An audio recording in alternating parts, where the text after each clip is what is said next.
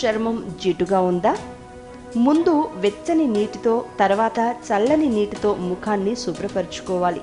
దీనివల్ల స్వేద గ్రంథుల జిడ్డు తద్వారా మురికి తొలగి చర్మకాంతి తగ్గకుండా ఉంటుంది.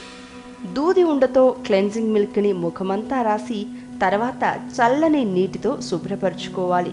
2 రోజులకు ఒకసారి ఈ విధంగా చేస్తే స్వేద గ్రంథులు చక్కగా శుభ్రపడతాయి.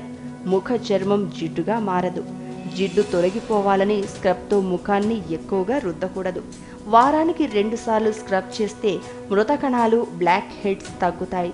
నూనెలు, ఇతర మాయిశ్చరైజర్ క్రీములను ఈ కాలం ఉపయోగించకపోవడమే మేలు.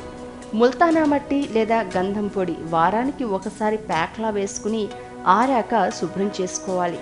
దీంతో అదనపు జిడ్డు తొలగిపోయి చర్మం మృదువుగా మారుతుంది. ప్రతిరోజు ముఖాన్ని శుభ్రపరచుకోవడానికి ముందు టిష్యూ ప్యాడ్తో తుడవాలి. ఇలా చేయడం వల్ల అదనపు జిడ్డు సులువుగా వదిలిపోతుంది. నేరుగా చెయ్యి ముఖానికి తగలడం వల్ల మొటిమలు, యాక్నే సమస్య పెరుగుతుంది. ఈ కాలం వేపుళ్ళు, నూనె పదార్థాలు ఎక్కువగా తినడం వల్ల జిడ్డు సమస్య పెరుగుతుంది. విటమిన్ ఏ అధికంగా ఉండే క్యారెట్, ఆకుకూరలు, తాజా పండ్లు తినాలి. రోజు 2 నుంచి 4 లీటర్ల నీళ్లు తప్పక తాగాలి. ఈ జాగ్రత్తలు తీసుకుంటే జిడ్డు సమస్య బాధించదు. జిడ్డు చర్మం వేసవిలో చెమట వల్ల మరింత జిడ్డుగా మారుతుంది. తగిన జాగ్రత్తలు తీసుకోకపోతే మొటిమలు, యాక్నే సమస్యలు బాధిస్తాయి.